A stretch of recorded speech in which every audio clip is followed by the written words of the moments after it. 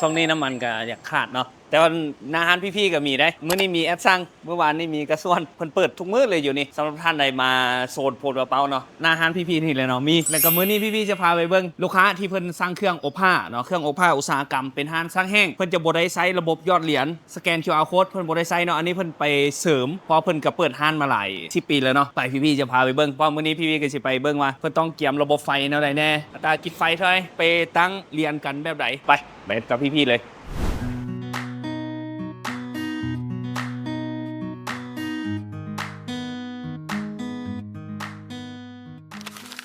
ฮัลโหล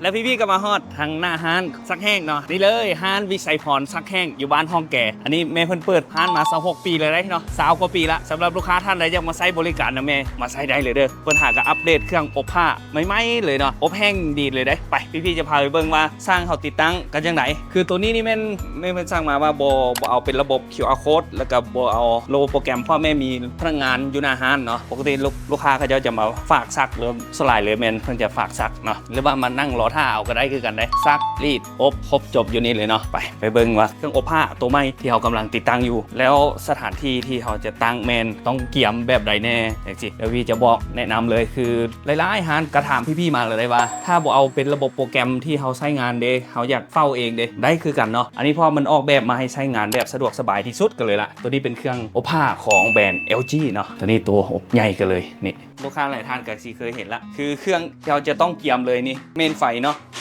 เมนไฟที่เพิ่นเตรียมสายไฟที่เป็นเมนหลักต้องเป็นสายเบอร์10เด้อแล้วก็สายไฟที่เขาจะต่อเข้ากับเครื่องอบตัวนี้มันต้องเป็นสายเบอร์6เพราะว่าสายเบอร์6มันจะรับโหลดได้ถึง30แอมป์เลยเนาะคันสายเบอร์4มันรับโหลดได้ถึง20แอมป์ก็ตัวเครื่องอบผ้าเขามันกินกระแส21แอมป์และเบเกอร์เราจะต้องเกียร์มีพี่ๆแนะนำใส่30หรือ32แอมป์ก็ได้เด้อตัวเขาจะกินกระแส21แอมป์แล้วเนาะเขาไปใส่น้อย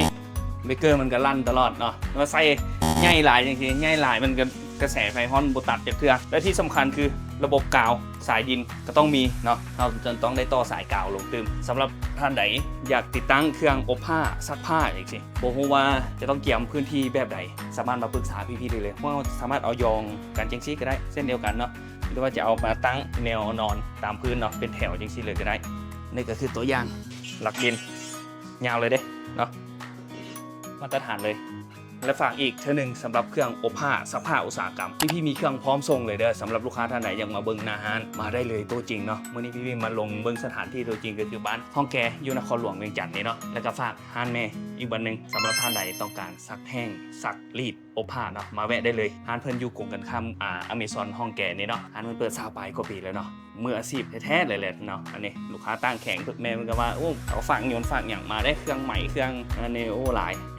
ตั้งแต่รุ่นบุกเบิกเลยเนาะฝากอีกท่านหนึ่งเลยด้าขอบใจ